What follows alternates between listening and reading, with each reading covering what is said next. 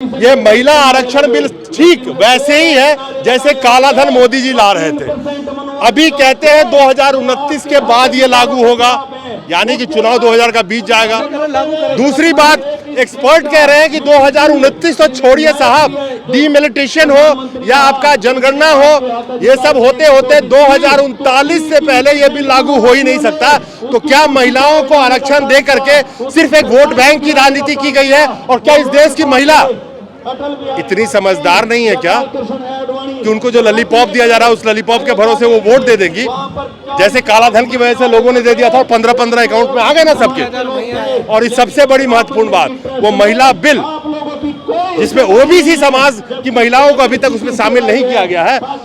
इस देश में जब भी कुर्सी किसी को दी गई है तो ये वही ओबीसी समाज है जो तय करता है कि कुर्सी पे कौन बैठेगा।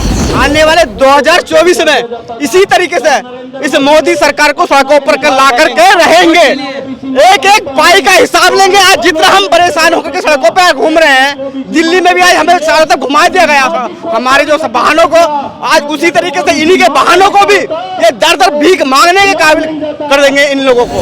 आपने एक बात बोली थी ना कि हमारा रिप्रेजेंटेशन नहीं है, तो अगर उस बिल के अंदर में ओबीसी महिला होगी तो रिप्रेजेंटेशन कम से कम महिलाओं का तो पक्का हो जाएगा।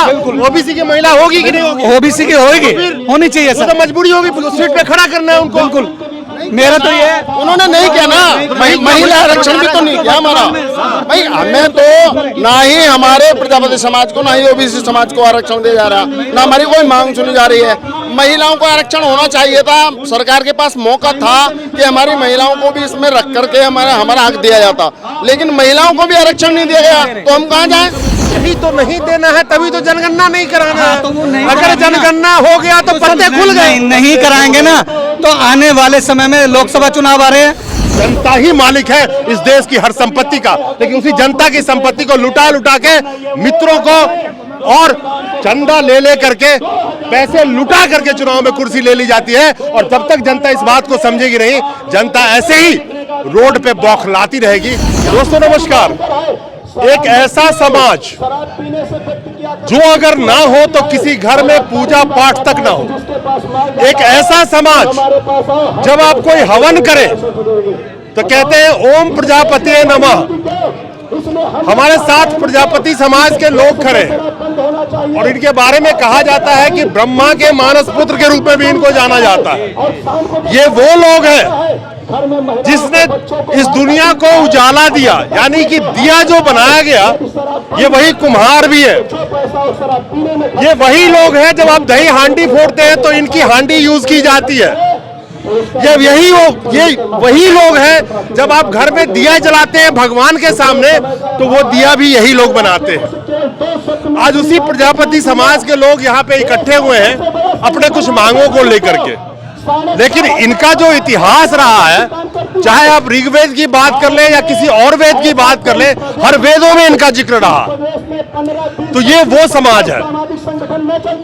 कहां से आए हैं आप लोग ये बताइए, और क्या पहले यहाँ कैसे इकट्ठे हुए?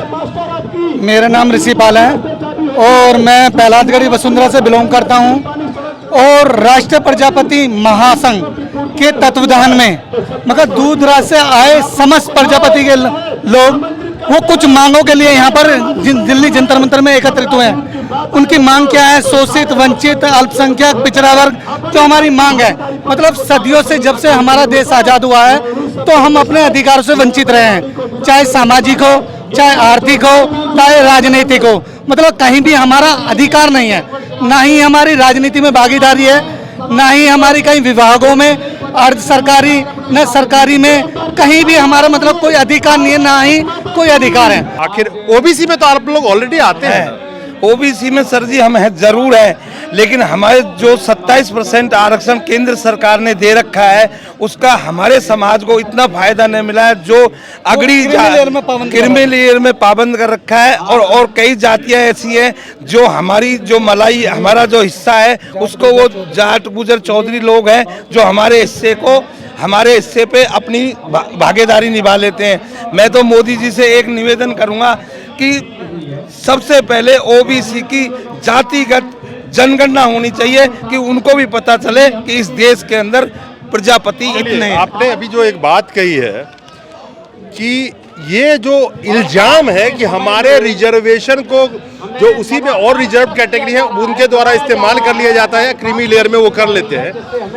अभी रोहिणी कमेटी ने रिपोर्ट सबमिट करी है 31 जुलाई को, और एसटी के अंदर में भी ये डिमांड चल रहा है कि बहुत सारे उदाहरण दिए गए हैं कि एसटी का जो रिजर्वेशन है उसमें एक अमुक जाति ज्यादा उसमें क्रीमी लेयर का फायदा उठा रहा है, लेकिन ओबीसी की तो ऑलरेडी मेरे हाथ में एक कागज है, संजोग से मेरे हाथ में एक कागज है, रोहिणी कमेटी का रिपोर्ट है। ये रोहिणी कमेटी का रिपोर्ट 31 जुलाई को सबमिट हो चुका है।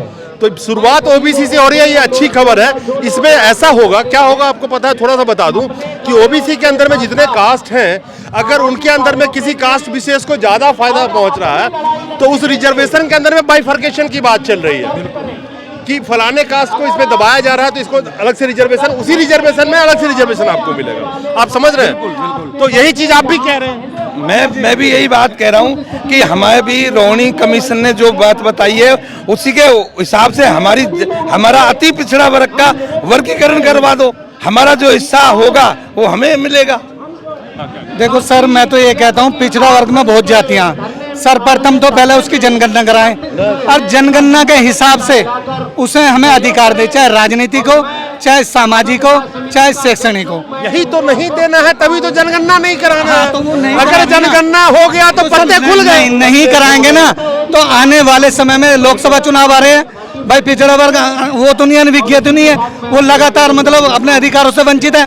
ज्यादा से ज्यादा मैं देख रहा हूँ ओबीसी समाज अपने अधिकारों के प्रति जाग रहा है। अच्छा, आप लोग जगे हुए हैं? मैं जागा हूँ। जगे हैं जी, पक्का? हाँ। अभी महिला आरक्षण बिल का क्या प्रॉब्लम चल रहा है बताइए मुझे। प्रॉब्लम ये चल रहा है, हाँ, जो 1/3 उसमें ओबीसी, हाँ ओबीसी कैटेगरी मतलब 40 मतलब 1/3 ओबीसी है नहीं है, पहले सीधा सीधा बात कीजिए। नहीं ओबीसी नहीं, एससी और एसटी है, हाँ, ओबीसी नहीं है, ओबीसी नहीं दिया उसमें, नहीं है। बिल्कुल नहीं दिया। हाँ, फिर तो ये भी गलत है ना, ये प्रावधान में मतलब लागू नहीं करा, नहीं है, ओबीसी यही तो मुद्दा चल रहा। तो ये मुद्दा मतलब देना चाहिए उसमें भी प्रावधान।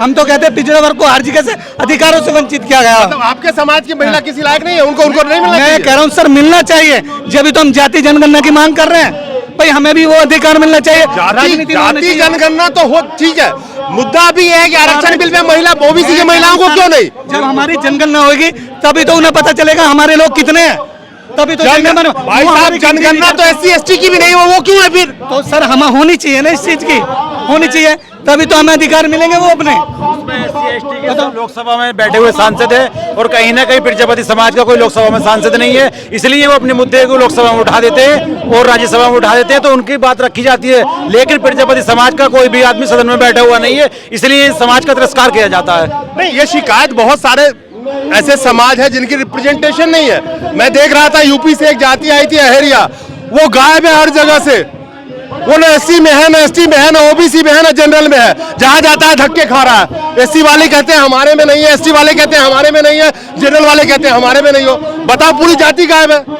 अहेरिया अहेरिया अहेरिया अरेरिया तो सर ये उसमें आते हैं, एससी में आते हैं। नहीं आ रहे हैं ना, वही तो आए थे, पूरा भीड़ लगी थी। सर देखो अगर उनकी मैं अभी उनकी बात छोड़ो, अभी उनकी बात छोड़ो, अपनी बात आप बताओ कि प्रजापति समाज का हमने क्या बताया, ब्रह्मा के मानस पुत्र, ऐसा घर में कोई अनुष्ठान नहीं है जो बिना प्रजापति समाज के हो जाए। ऐसा कोई अनुष्ठान नहीं है जिसमें बिना किसी कुम्हार के बर्तन के अनुष्ठान हो जाए।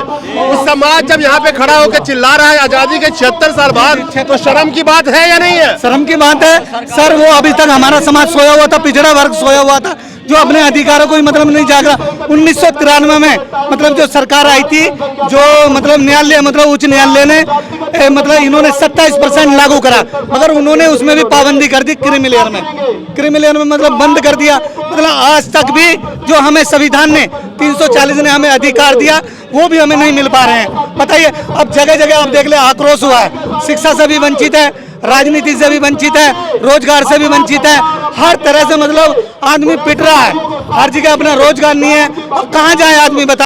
आप लोग एक चीज बताइए कि रिजर्वेशन दिए हुए सालों साल गुजर गए, जहां भी जाते हो कहते हो ये रिजर्व कैटेगरी वाले लोग हैं, कहते हैं कि नहीं कहते हैं? उसके बाद भी जिस भी समाज का रिजर्वेशन है आज के डेट में, वो समाज ऊपर तो नहीं आ पाई। सवाल यह है कि और जो जाति के लोग हैं वो भी उसी रिजर्वेशन में घुसने की डिमांड कर रहे हैं। तो ये 76 साल बाद कौन सा विकास हो गया देश का? कई समाज ऐसे हैं जो मांग रहे हैं कि हमें रिजर्वेशन दो। देश की और प्रदेश की गूंगी बहरी सरकार दोहरीकरण राजनीति कर रही है। कहीं ना कहीं जो आज 85% हमारा 52% पिछड़ा वर्ग राजनीति है उसको वोट के लिए इस्तेमाल करते हैं सिर्फ, बाकी उसका जब मौलिक अधिकार मांगता है तो उससे वंचित कर दिया जाता है। वही ये वर्गीकरण का इन्होंने जो 15% है वो लोग अपने हठधर्मी और वहाँ मठाधीश बैठे हुए हैं, वही लोग सत्ता का मजा ले रहे हैं और मलाई खा रहे हैं। चलिए मुझे एक चीज बताइए, अभी जो प्रजापति समाज आप लोग इकट्ठे हुए हैं, जनता बहुत जागरूक है, उसको पता है कि 2024 का चुनाव नजदीक है। अभी सुनाओगे तो बहरी सरकार के कानों में थोड़ी सी हवा सी जाएगी आवाज की। तो किस मुद्दों को लेकर के आप इकट्ठे हुए हैं यहाँ पे? देखो सर, हम जो पहले नंबर एक हमारी एक मांग है कि हमें हमारी जनगणना हो, प्रजापति समाज की नहीं, जितना पिछड़ा वर्ग है, चाहे उसमें पाल समाज हो, गडरिया हो, जातिगत जनगणना, जातिगत जनगणना होना चाहिए, ठीक है। दूसरा, जब हम अधिकारों से वंचित हैं, चाहे हम राजनीतिक से हो, चाहे आर्थिक से हो, चाहे शैक्षणिक ना हो, हमें संविधान ने अधिकार दिया है, हम अपने मसौदे को मतलब बनाकर राष्ट्रपति के सामने पेश कर 340 हमें अधिकार दे रखा है। जो हमारे अधिकार है उन्हें बहाल करे और हमें आगे बढ़ाए, हमें उन्हें मतलब दे। और तीसरा, जगह जगह मतलब हर जगह मतलब रोजगार नहीं है, रोजगार की व्यवस्था करे। तीसरा, जो हमारे विभागों में, चाहे उच्च न्यायालय हो, चाहे सुप्रीम कोर्ट हो, चाहे हाई कोर्ट हो, कोई भी हो, विभागों में जितनी रिक्तियां मतलब उसे उन्हें बहाल करे, मतलब ओबीसी के उन्हें भरे। तो मैं तो यही चाहता हूँ। क्या नाम है आपका? ऋषिपाल। ऋषिपाल जी, किसकी सरकार चल रही है अभी? ये बीजेपी की चल रही है, सेंट्रल में वही है। बीजेपी तो छोड़ो, मोदी सरकार चल रही है।